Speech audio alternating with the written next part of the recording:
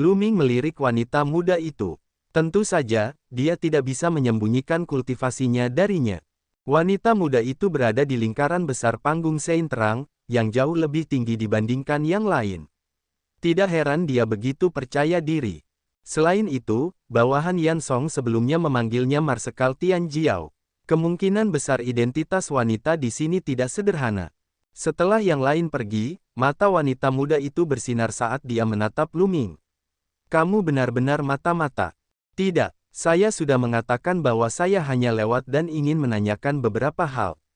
Lu Ming tidak berdaya, dia merentangkan tangannya dan menjelaskan lagi. Saya percaya apa yang Anda katakan. Wanita muda itu menatap Lu Ming dan berkata, kamu percaya padaku begitu saja. Kali ini giliran Lu Ming yang terkejut. Karena kamu sangat tenang. Wanita muda itu berkata, saya telah memperhatikan Anda sejak saya masuk. Anda sangat tenang saat menghadapi Yan Song atau saya.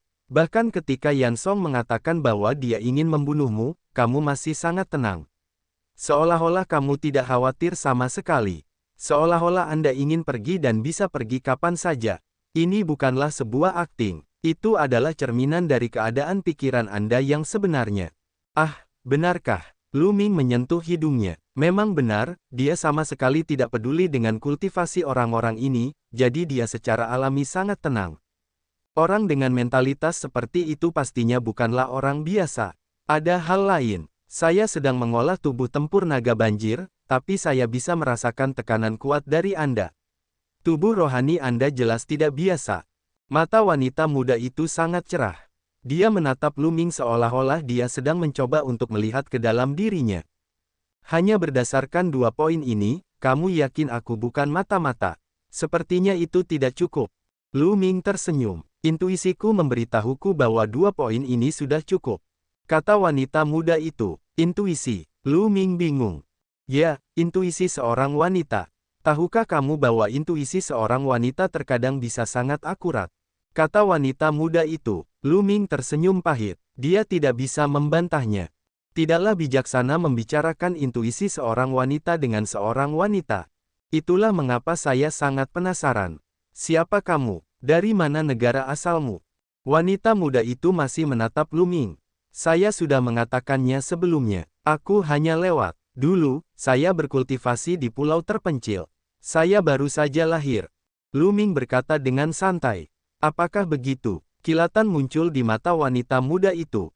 Sosoknya tiba-tiba bergerak. Seperti hantu, dia bergegas menuju Lu Ming dengan kecepatan yang mencengangkan dan melayangkan telapak tangannya ke arahnya.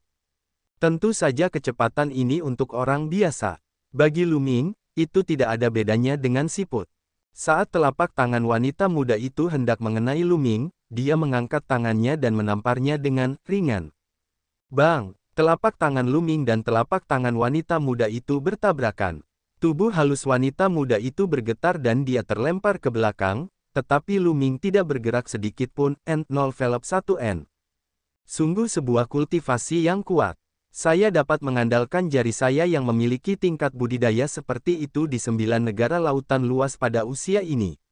Saya kenal mereka semua, tapi saya tidak kenal orang seperti Anda. Sepertinya intuisiku benar. Aku sangat penasaran sekarang. Mata wanita muda itu bersinar.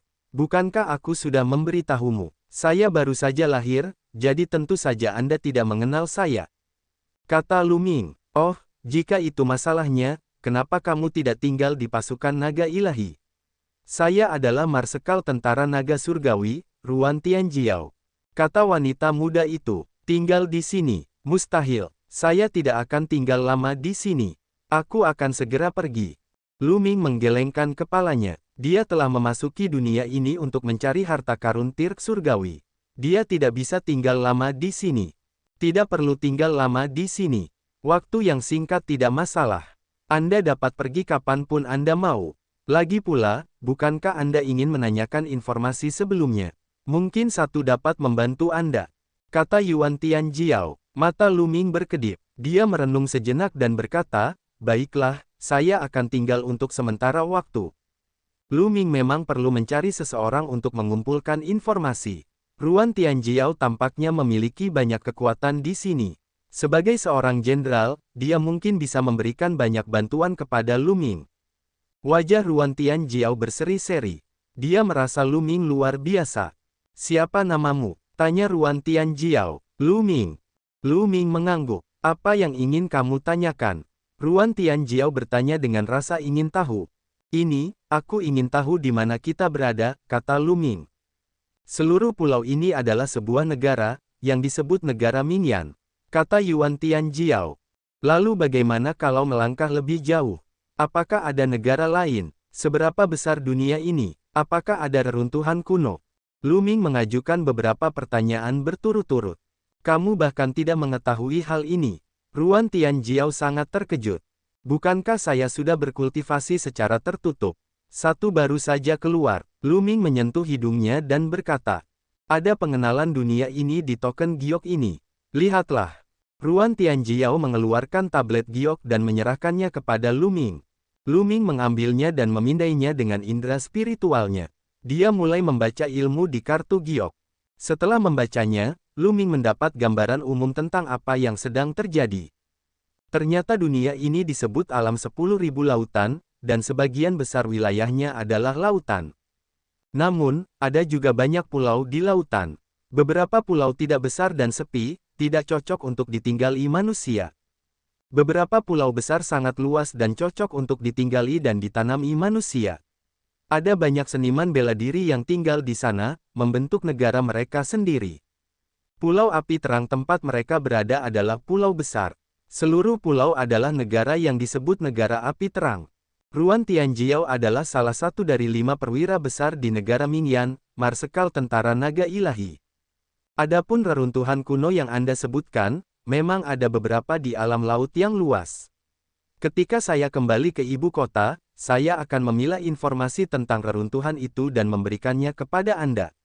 Bagaimana dengan itu? Kata Yuan Tianjiao. Berapa lama sebelum kamu kembali ke ibu kota? Lu Ming bertanya. 1 bulan kemudian. Jangan bilang kamu bahkan tidak bisa menunggu 1 bulan.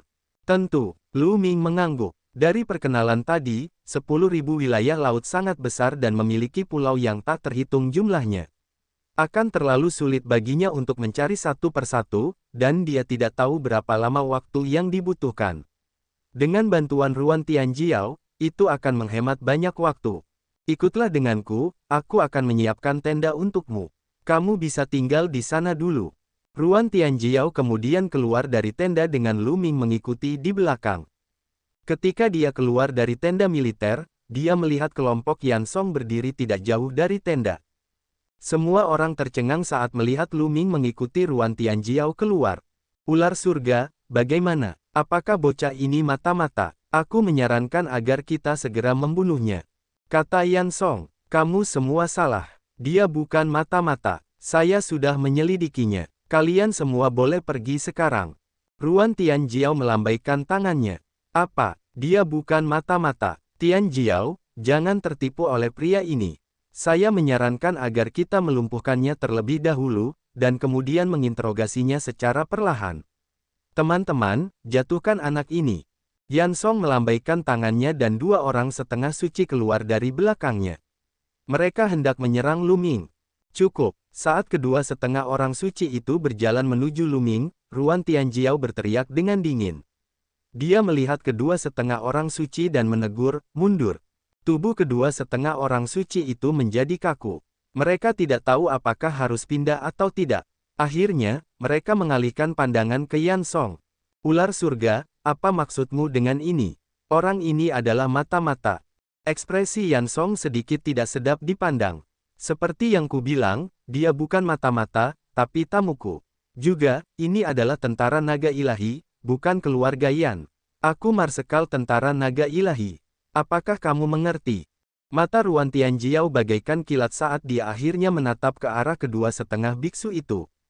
Ekspresi kedua setengah orang suci itu jelek, tapi mereka tetap mundur. Lu Ming, ayo pergi. Ruan Tianjiao mengangguk ke arah Lu Ming dan berjalan ke depan. Ekspresi Yan Song sangat muram.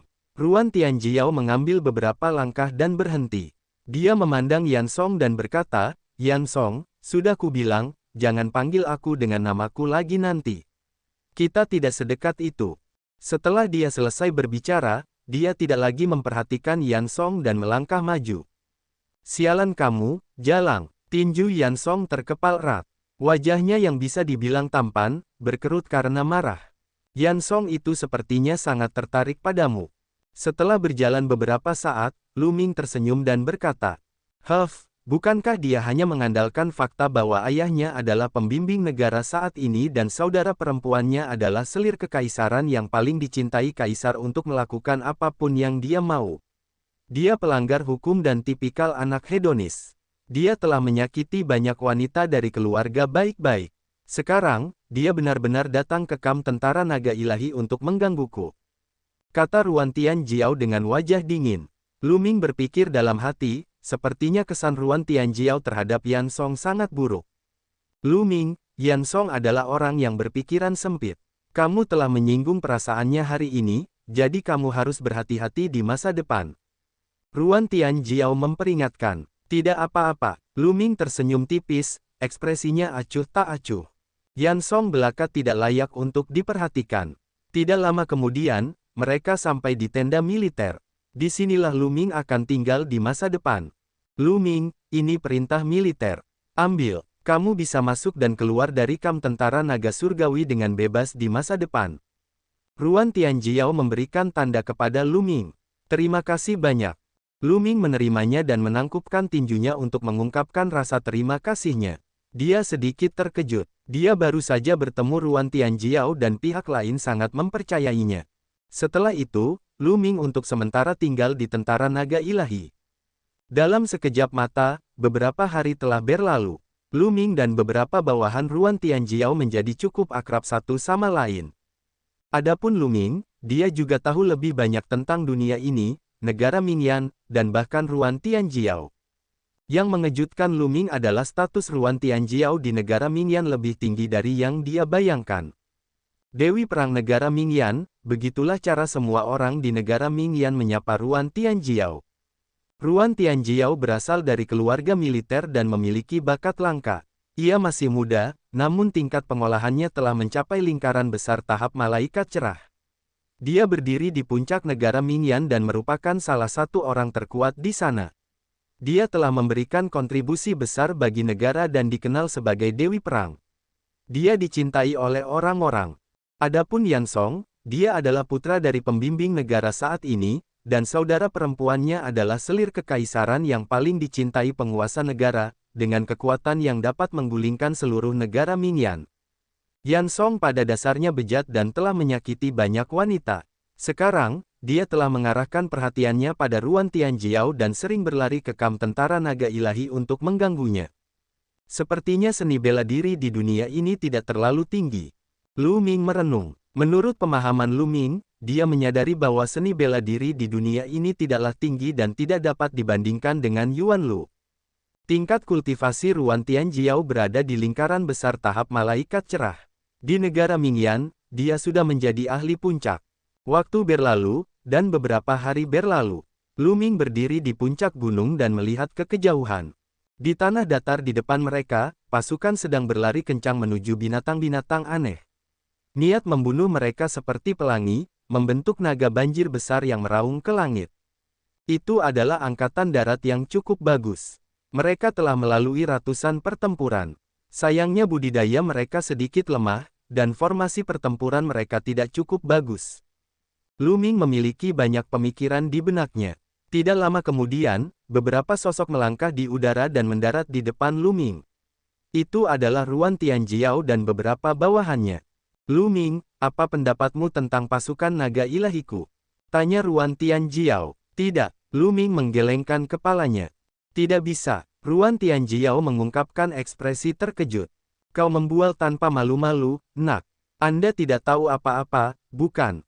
Tentara naga ilahi adalah tentara nomor 1 di antara 5 tentara terkuat di negara Mingyan. Beraninya kamu bilang kamu tidak bisa melakukannya. Sungguh sebuah lelucon. Salah satu bawahan Ruan Tianjiao langsung marah. Matanya melebar seolah-olah dia tidak sabar untuk memakan Lu Ming. Tidak berarti tidak. Selain semangat juangnya dan ki yang mengerikan, dia sama sekali tidak berguna, terutama formasi pertempurannya. Lu Ming mengerutkan bibirnya. Karena Ruan Tianjiao ingin bertanya padanya, dia tentu saja akan mengatakan yang sebenarnya. Kamu, beberapa petugas melotot ke arah Lu Ming. Mereka awalnya mengira bahwa Lu Ming mungkin adalah tokoh nomor satu. Sekarang, mereka merasa bahwa Lu Ming hanyalah orang yang berbicara besar. Lu Ming, formasi pertempuran naga banjirku adalah formasi pertempuran nomor satu di negara Mingyan. Bagaimana kamu bisa mengatakan itu tidak berguna? Ekspresi Ruan Tianjiao juga tidak terlihat terlalu bagus. Dia menatap Lu Ming dengan sedikit kepahitan tersembunyi. Kamu adalah orang yang bertanya padaku, aku hanya berbicara dari hatiku. Lu Ming menyentuh hidungnya dan agak terdiam, Nove, Lep, 1N. Jadi kau punya formasi pertempuran yang lebih kuat. Ruan Tianjiao terus menatap Lu Ming dengan kepahitan tersembunyi. Ya, aku punya. Coba lihat ini. Sebuah tablet giok muncul di tangan Lu Ming dan dia melemparkannya ke Ruan Tianjiao. Ruan Tianjiao mengambil token giok dan setelah memindainya dengan indera spiritualnya, dia berteriak, ini adalah formasi pertempuran naga sejati, sungguh formasi pertempuran yang menakjubkan. Lu Ming memang telah memberikan formasi pertempuran naga sejati kepada Ruan Tianjiao. Saat itu, ketika dia membantu Ouyang Wushuang memperjuangkan posisi putra mahkota, dia telah menduplikasi beberapa token giok. Formasi pertempuran ini tidak banyak berguna bagi Lu Ming, jadi tidak ada salahnya memberikannya kepada Ruan Tianjiao. Melihat Ruan Tianjiao kehilangan ketenangannya, beberapa jenderal saling memandang.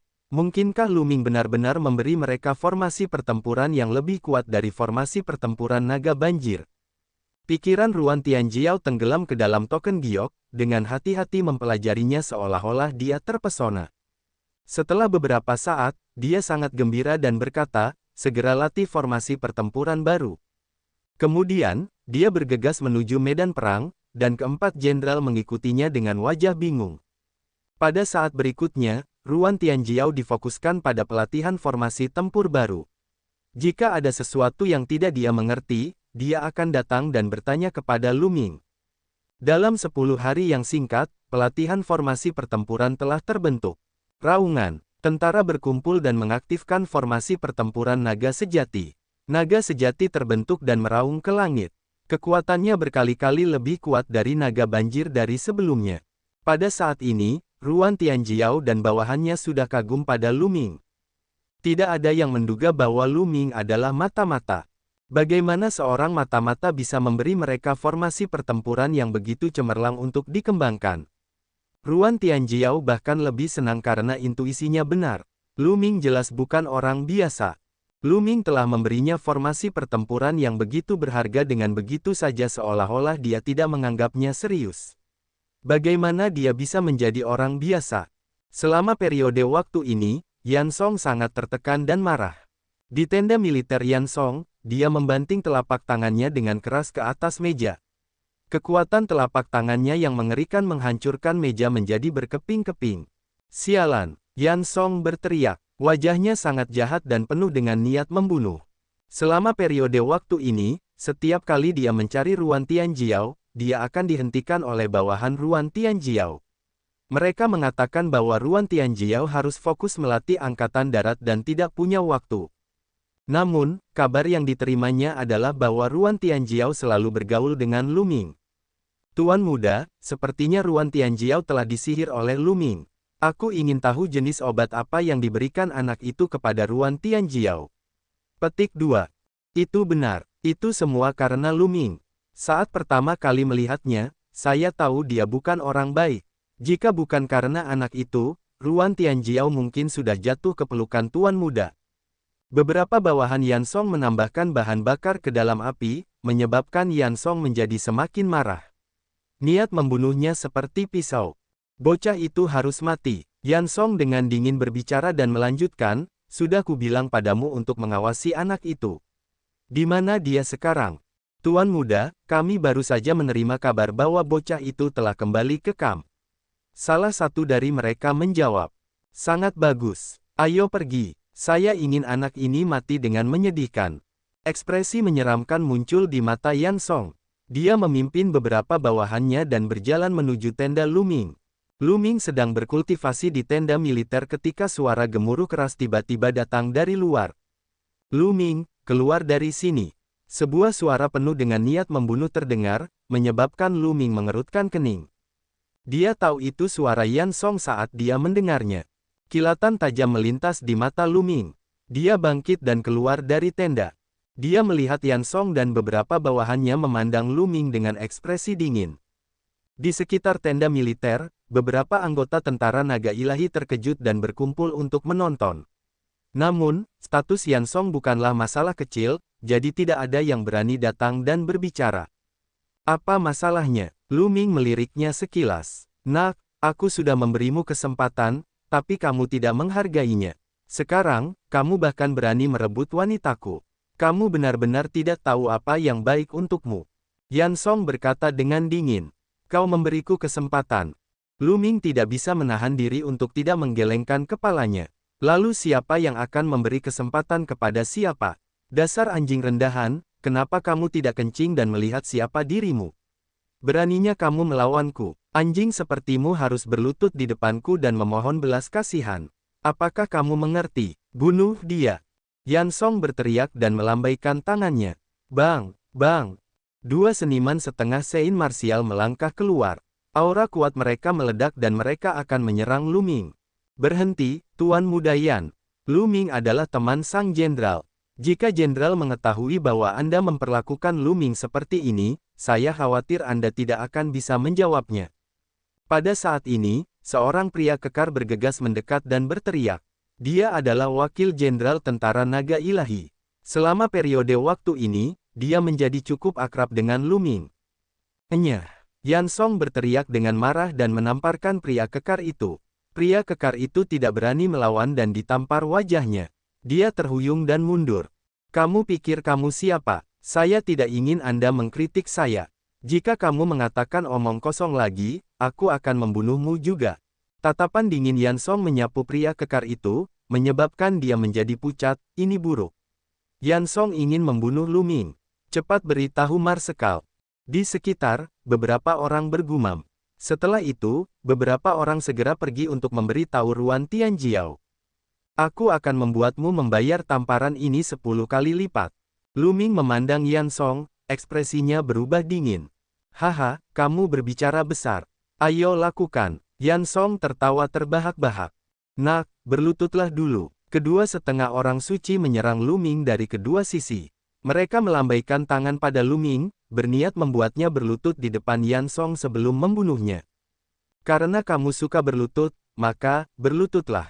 Lu Ming menggunakan ilusi jiwa pada kata terakhir. Pada saat ini, di mata kedua setengah orang suci, Lu Ming tampaknya telah berubah menjadi dewa iblis yang menguasai dunia dan memiliki kekuatan untuk membunuh. Mereka berdua hampir ketakutan karena aura menakutkan itu. Keduanya sepertinya kehilangan kendali atas tubuh mereka. Mereka berlutut di depan Lu Ming sambil menjatuhkan diri. Ini, Yan Song tercengang. Dua bawahannya yang lain juga tercengang. Para prajurit tentara naga ilahi di sekitarnya juga tercengang. Apa yang sedang terjadi? Mengapa dua bawahan setengah Sein Yan Song tiba-tiba berlutut di depan Lu Ming? Adapun Lu Ming, dia tidak melakukan apapun. Dia hanya berkata dengan lembut, berlututlah. Ini adalah dua orang setengah biksu, yang paling dekat dengan status seorang biksu. Mungkinkah Lu Ming adalah seorang suci? Semua orang diam-diam menebak. Sepertinya kedua bawahanmu tahu bahwa mereka salah dan berlutut memohon ampun. Jika Anda tidak berlutut, saya mungkin mempertimbangkan untuk menyelamatkan Anda. Lu Ming memandang Yan Song dengan acuh tak acuh.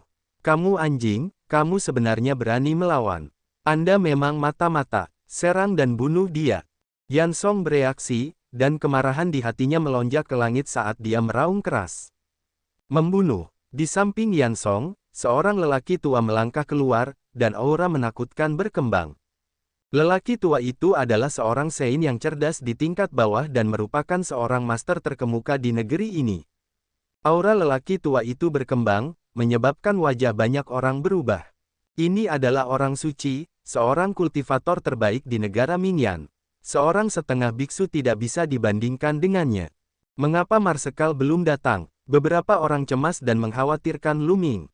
Meskipun Lu Ming telah membuat kedua setengah orang suci berlutut, perbedaan antara alam suci dan alam setengah suci terlalu besar.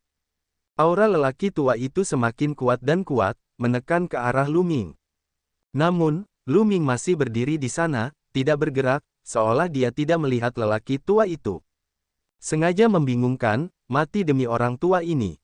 Mata lelaki tua itu dipenuhi keganasan. Cakarnya seperti pisau saat dia mencakar Lu Ming. Berlutut, saat ini, Lu Ming berbicara lagi. Suaranya tidak nyaring, namun ketika sampai ke telinga lelaki tua itu, terdengar seperti guntur. Pada saat ini, jiwanya berada di bawah tekanan yang mengerikan. Dia tidak bisa menggunakan kekuatan apapun di tubuhnya. Celepuk, sama seperti 2,5 orang suci, dia berlutut di depan Lu Ming. Seluruh tempat menjadi sunyi. Pada saat ini, ruang dan waktu seolah membeku. Semua orang tercengang. Mereka memandang Lu Ming dengan dingin dan kemudian pada lelaki tua itu. Seorang suci sebenarnya berlutut di depan Lu Ming. Beberapa saat yang lalu, dia dipenuhi dengan niat membunuh dan ingin membunuh Lu Ming. Saat berikutnya, dia berlutut di depan Lu Ming. Apa yang sedang terjadi? Banyak orang menyadari bahwa otak mereka sudah tidak mampu memproses hal ini. Mereka belum pernah melihat hal seperti itu sebelumnya. Seorang ahli alam suci bahkan tidak melawan dan langsung berlutut. Trik macam apa ini? Yan Song juga tercengang. Mulutnya terbuka lebar sehingga dia bisa menelan bangkai tikus. Tenggorokannya seperti tersangkut sesuatu, dan dia tidak bisa mengeluarkan suara untuk waktu yang lama. Tampaknya bawahanmu sangat bijaksana. Mereka telah menyadari kesalahannya dan berlutut untuk mengakui kesalahannya. Sekarang, kenapa kamu tidak berlutut? Nove LB1N. Lu Ming memandang Yan Song dan berbicara dengan acuh tak acuh. Lu Ming membuka mulutnya. Yan Song sepertinya terbangun dari mimpi dan bereaksi. Kamu, dasar anjing, teknik iblis macam apa yang kamu gunakan sehingga kamu benar-benar membuat negara suci Ming Yan berlutut? Beraninya kamu, tunggu saja, masalah ini belum selesai. Setelah mengatakan ini, Yan Song berbalik dan hendak pergi. Lu Ming terlalu aneh. Dia benar-benar bisa membuat ahli dari negara bijak berlutut. Dia merasakan rambutnya berdiri tegak. Dia ingin kembali ke ibu kota dulu dan melapor kepada ayahnya. Kemudian, dia akan mengirimkan ahli untuk membalas dendam. Apakah aku membiarkanmu pergi? Suara acuh tak acuh Lu Ming terdengar. Dia bergerak dan muncul di depan Yan Song. Tatapannya yang dingin dan seperti pisau menyapu ke arah Yan Song, menyebabkan ekspresi Yan Song berubah drastis. Dia tidak bisa menahan diri untuk mundur beberapa langkah. Apa yang ingin kamu lakukan? Teriak Yan Song. Berlututlah dan tampar mulutmu sendiri. Lu Ming berkata dengan tenang. Kamu berani, nak, kamu berani menyentuhku. Apakah Anda memahami konsekuensinya? Teriak Yan Song. Oh, apa konsekuensinya? Lu Ming berkata sambil bercanda. Dasar anjing, dengarkan. Ayah saya adalah pembimbing negara, dan saudara perempuan saya adalah selir kekaisaran yang paling dicintai yang mulia. Aku akan memastikan kamu mati tanpa kematian dan 1/11 memusnahkan seluruh keluargamu. Yan Song berteriak dan menatap Lu Ming dengan tatapan dingin. Dia tidak percaya Lu Ming berani menyentuhnya. Namun, begitu dia selesai berbicara, Lu Ming mengayunkan telapak tangannya. Tamparan ini luar biasa cepat, dan Yan Song tidak punya cara untuk menghindarinya. Pak, suara tamparan yang tajam menyebar ke segala arah. Yan Song terbang dan berputar puluhan kali di udara.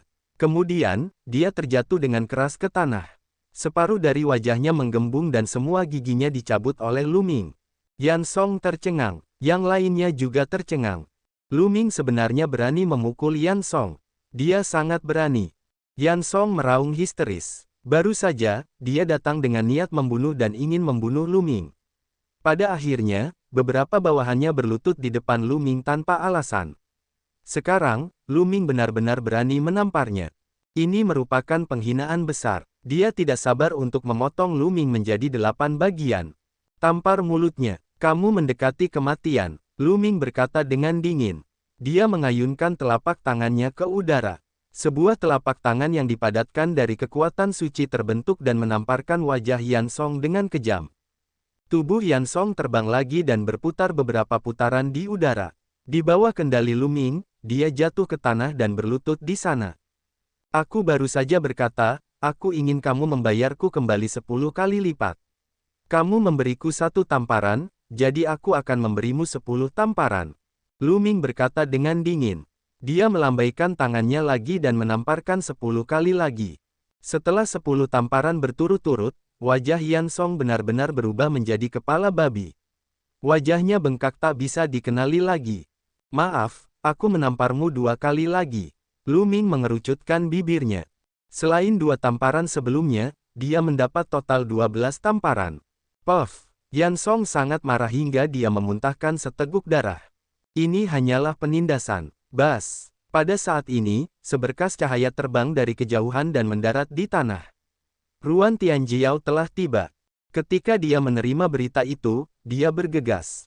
Ketika dia melihat adegan ini, dia tidak bisa berkata-kata.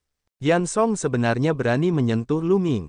Dia benar-benar mencari pemukulan. Dia bergegas bukan karena dia mengkhawatirkan Lu Ming, tetapi karena dia takut Lu Ming akan membunuh Yan Song karena marah. Bagaimanapun, Yan Song adalah putra pembimbing negara. Jika dia meninggal, akan ada masalah. Naga banjir surgawi, kamu datang pada waktu yang tepat. Lu Ming ini adalah mata-mata. Dia sebenarnya berani memukul ahli negara Mingyan kita. Segera panggil orang-orang untuk menjatuhkannya dan melumpuhkan budidayanya. Lalu, bawa dia kembali ke ibu kota untuk diinterogasi. Melihat Ruan Tianjiao, Yan Song kembali berteriak histeris. Ruan Tianjiao diam-diam menggelengkan kepalanya. Yan Song ini benar-benar tidak berubah. Yan Song, aku sudah memberitahumu sejak lama bahwa Lu Ming adalah tamuku, bukan mata-mata. Apalagi kaulah yang memulai ini. Kaulah yang menyebabkannya pada dirimu sendiri. Kata Ruan Tianjiao acuh tak acuh. Kamu, apa yang baru saja kamu katakan? Saya memintanya. Ruan Tianjiao, kalian pasangan yang berzina, tunggu saja. Kemarahan Yan Song melonjak ke langit. Dia meninggalkan beberapa kata kasar dan terhuyung pergi. Enyah. Setelah itu, Lu Ming melambaikan tangannya dan beberapa bawahan Yan Song terbang dan mendarat dengan keras di tanah. Kemudian, mereka naik dalam keadaan yang menyedihkan dan melarikan diri. Lu Ming, terima kasih karena tidak membunuh Yan Song. Ruan Tianjiao menangkupkan tinjunya ke arah Lu Ming. Dia juga mengerti bahwa Lu Ming tidak membunuh Yan Song karena kemungkinan besar dia memikirkannya. Lu Ming tersenyum tipis. Saya memukul Yan Song. Akankah aku melibatkanmu? Dia bertanya. Tidak, bagaimanapun juga, aku adalah salah satu dari 5 perwira besar di negara Mingyan. Yan Song tidak bisa berbuat apa-apa padaku. Ruan Tianjiao menggelengkan kepalanya. Masalah ini selesai begitu saja. Setelah itu, Ruan Tianjiao terus melatih angkatan darat sementara Lu Ming berkultivasi setiap hari. Setelah lebih dari 10 hari, dia akan menuju ke ibu kota bersama Ruan Tianjiao. Waktu berlalu dan 7 hari berlalu. Pada hari ini, seseorang dari ibu kota datang dengan membawa dekret kaisar. Ruan Tianjiao menerima keputusan tersebut. Orang yang datang untuk menyampaikan keputusan itu adalah seorang lelaki tua kurus. Dia menyipitkan matanya dan tersenyum, Jenderal Tianjiao, selamat. Yang mulia telah menetapkan pernikahan Anda dengan Tuan Muda Yan Song. Pernikahan akan selesai dalam beberapa hari. Apa? Kata-kata ini seperti sambaran petir, menyebabkan Ruan Tianjiao tercengang. Bahkan bawahan Ruan Tianjiao pun tercengang. Kaisar menganugerahkan pernikahan dan menjodohkan Ruan Tianjiao dengan Yan Song. Bagaimana ini mungkin? Tuan Chao, apakah kamu salah? Saya Marsekal Angkatan Darat, bagaimana Yang Mulia bisa memberi saya pernikahan dengan begitu mudah? Tanya Ruan Tianjiao. Wajah Tuan Chao menjadi gelap. Yang Mulia secara pribadi mengeluarkan dekret. Terlebih lagi, hal itu sudah diumumkan kepada dunia. Kok bisa salah? Petik 2. Sialan, itu pasti Yan Song.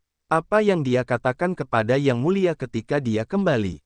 Kemungkinan besar saudara perempuannya, Permaisuri King, yang menyihir Yang Mulia. Bawahan Ruan Tianjiao sangat marah. Tak perlu dikatakan lagi, Yan Song pasti berada di balik semua ini. Yan Song mengejar Ruan Tianjiao, tetapi Ruan Tianjiao tidak pernah memberikan sikap yang baik pada Yan Song. 7 hari yang lalu, Yan Song diberi pelajaran oleh Lu Ming. Dia pasti menyimpan dendam. Setelah dia kembali ke ibu kota, dia pasti mengatakan sesuatu kepada Kaisar. Kalau tidak, mengapa Kaisar tiba-tiba menikahkan? Marsekal Tianjiao, terimalah keputusan itu dan berterima kasih kepada Yang Mulia atas kebaikannya.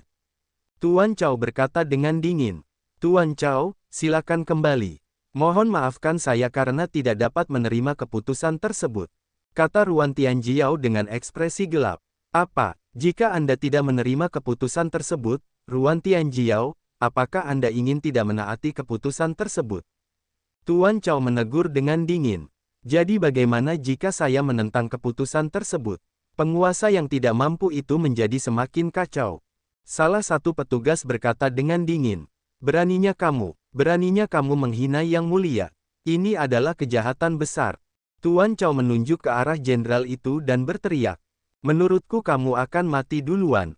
Jenderal itu memancarkan niat membunuh yang dingin saat dia menatap Sir Chao dengan mata dingin. Tuan Chao menggigil, wajahnya pucat dan dia berkeringat dingin. Jika Ruan Tianjiao memberontak karena marah dan membunuhnya, dia akan mati dengan kematian yang tidak adil. Tuan Chao, silakan kembali. Aku tidak akan menerima dekret kekaisaran ini. Saya pribadi akan kembali ke ibu kota dan menemui Yang Mulia untuk mengklarifikasi semuanya, kata Ruan Tianjiao dengan dingin. Seolah-olah Sir Chao telah diberikan amnesti, dan dia pergi dengan ekor di antara kedua kakinya. Besok aku akan berangkat dan kembali ke ibu kota. Aku akan menyerahkan pasukan naga ilahi di tanganmu untuk sementara waktu. Ruan Tianjiao menatap para jenderal. Marsekal, ayo kita memberontak saja. Salah satu perwira berkata, itu benar. Yang Mulia bodoh dan tergila-gila pada selir King. Dia tidak peduli dengan urusan negara dan semua kekuasaan dikendalikan oleh guru negara. Rakyat dalam kesengsaraan dan penderitaan. Mengapa kita tidak memberontak dan menggantikannya? Marsekal adalah dewi perang dan telah memberikan kontribusi besar bagi kerajaan Mingyan. Rakyat pasti akan menyambut Marsekal untuk menggantikannya. Beberapa jenderal berbicara satu demi satu, membujuk Ruan Tianjiao untuk memberontak dan membunuh agar bisa sampai ke ibu kota. Diam, teriak Ruan Tianjiao, dan semua orang diam. Keluarga Ruan telah menjadi jenderal yang setia selama beberapa generasi. Bagaimana kita bisa memberontak? Di masa depan, tidak perlu menyebutkan hal-hal seperti itu lagi. Kalau tidak, kita akan dihukum oleh hukum militer. Ruan Tianjiao berteriak, matanya seperti kilat, menyebabkan ekspresi para jenderal menjadi jelek dan marah. Marsekal, kami akan pergi bersamamu ke ibu kota besok. Jika keluarga Yan punya rencana, kami akan dapat mengawasinya. Salah satu petugas berkata, tidak perlu, misimu adalah menjaga pasukan naga ilahi. Aku memiliki kekuatan untuk melindungi diriku sendiri, kata Yuan Tianjiao. Aku akan pergi bersamamu besok. Sebuah suara terdengar, itu adalah Lu Ming. Tentu saja, Lu Ming telah melihat semua yang terjadi tadi. Dia awalnya akan pergi ke ibu kota, jadi dia pergi dengan Ruan Tianjiao. Ruan Tianjiao menatap Lu Ming dan kemudian mengangguk. Keesokan harinya, Lu Ming dan Ruan Tianjiao masing-masing menunggangi seekor binatang aneh dan menuju ibu kota negara Mingyan.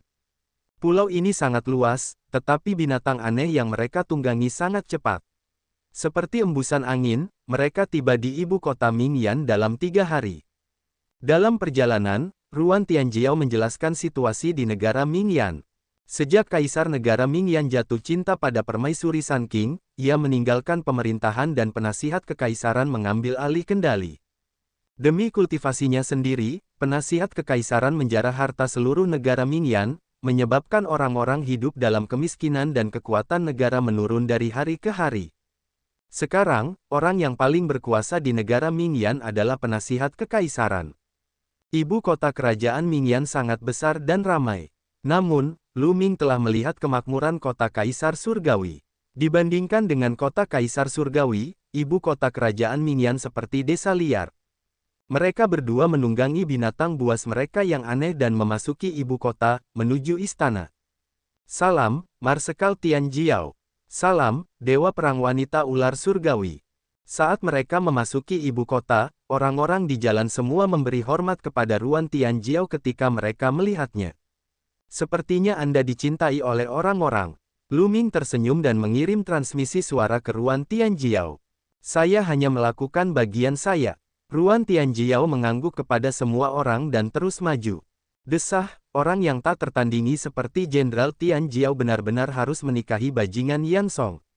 Sayang sekali.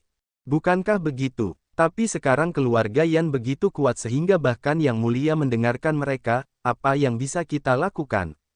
Sungguh disayangkan bagi Marsekal Naga Surgawi. Lu Ming dapat mendengar ratapan dan diskusi rakyat. Tidak lama kemudian, mereka tiba di hamparan aula istana. Ini adalah istana kekaisaran, tetapi mereka terhalang di luar istana kekaisaran. Jenderal Tian Jiao, mohon maafkan kami. Yang Mulia telah memerintahkan agar kami tidak akan melihat siapapun selama 2 hari ke depan. Seorang jenderal yang menjaga gerbang menangkupkan tinjunya dan berkata, "Pergi dan laporkan bahwa aku telah kembali," kata Ruan Tian Jiao sambil mengerutkan kening. Yang Mulia telah berkata bahwa jika Marsekal Tian Jiao kembali, tidak perlu memberitahunya. Yang Mulia akan menyiapkan jamuan makan 3 hari kemudian untuk menyambut Marsekal. "Marsekal, mohon kembali 3 hari kemudian," kata jenderal di gerbang. Ruan Tian Jiao mengerutkan kening. Dia tidak mengatakan apa-apa lagi dan meninggalkan istana bersama Lu Ming. Tidak lama kemudian, mereka tiba di depan sebuah rumah besar dengan tulisan "Kediaman Ruan". Ini adalah kediaman Ruan Tian Jiao di ibu kota. Mereka tinggal sementara di kediaman Ruan. Setelah menyiapkan kamar untuk Lu Ming, Ruan Tian Jiao meninggalkan kediaman Ruan karena alasan yang tidak diketahui. Sehari kemudian, Ruan Tian Jiao kembali. "Lu Ming, aku membawakanmu informasi yang kau inginkan tentang monumen kuno." Ruan Tian Jiao menemukan Lu Ming dan menyerahkannya sebuah tablet giok. Lu Ming mengambilnya dan memindainya dengan indera spiritualnya. Memang, dia menemukan beberapa relik kuno di alam 10.000 lautan. Ular surgawi, di mana relik paling terkenal di alam 10.000 lautan? Lu Ming bertanya setelah beberapa saat. Tentu saja itu adalah Gunung Dewa Waktu. Legenda mengatakan bahwa Gunung Dewa Waktu telah ada selama bertahun-tahun yang tak terhitung jumlahnya dan ditinggalkan oleh seorang yang tidak pernah mati. Kata Yuan Tian Jiao, abadi, N-O-V-E-L-B-I-N. Lu Ming bergumam. Selama waktu ini, dia memiliki pemahaman yang lebih dalam tentang budidaya seni bela diri dan alam di 10.000 alam laut. Alam dan gelar di 10.000 alam laut sama dengan yang ada di dunia luar. Mereka pergi ke Kaisar Bela Diri, kemudian orang suci yang cerdas, orang suci tertinggi, dan orang suci yang absolut. Namun, setelah dia menjadi seorang orang suci yang mutlak, ada perubahan. Di atas orang suci yang mutlak, 10.000 alam laut disebut Kaisar Suci. Lu Ming berspekulasi bahwa seorang Kaisar Suci setara dengan calon Kaisar di dunia luar di negeri Mingyan. Kaisar Suci adalah alam tertinggi di dunia. Lebih jauh lagi adalah keabadian, umur yang tak ada habisnya, abadi dan tidak dapat binasa. Namun di 10.000 alam laut, itu adalah legenda. Berspekulasi bahwa yang abadi di alam 10.000 laut adalah Kaisar Bela Diri di dunia luar. Saat Gunung Dewa ditinggalkan oleh makhluk abadi, mungkinkah itu Tirk Surgawi? Mata Lu Ming berbinar. Dia harus pergi dan melihat Gunung Waktu Dewa. Ini mungkin ada hubungannya dengan The Celestial Tirk. Bagaimana aku bisa pergi ke Gunung Dewa Waktu? Lu Ming bertanya. Saya juga tidak tahu. Tidak. Ruan Tian Jiao menggelengkan kepalanya. Legenda mengatakan bahwa Gunung Dewa Waktu berada di Pulau Dewa, tetapi tidak ada yang pernah menemukannya. Apakah belum ada orang ke sana sebelumnya? Lu Ming mengerutkan kening. Tentu saja ada yang punya. Setiap 3 tahun, Time Island mengirimkan utusan untuk membawa sekelompok orang ke pulau untuk bercocok tanam. Dikatakan bahwa kondisi budidaya di sana unik, dan ini adalah tanah suci seni bela diri yang dirindukan oleh banyak orang di alam laut yang tak terhitung jumlahnya. Jaraknya tidak terlalu jauh dari waktu perjalanan berikutnya ke Pulau Waktu Ilahi. Segera, 9 negara di lautan luas akan mengadakan pertemuan aliansi untuk memilih kuota untuk pergi ke Pulau Waktu Ilahi.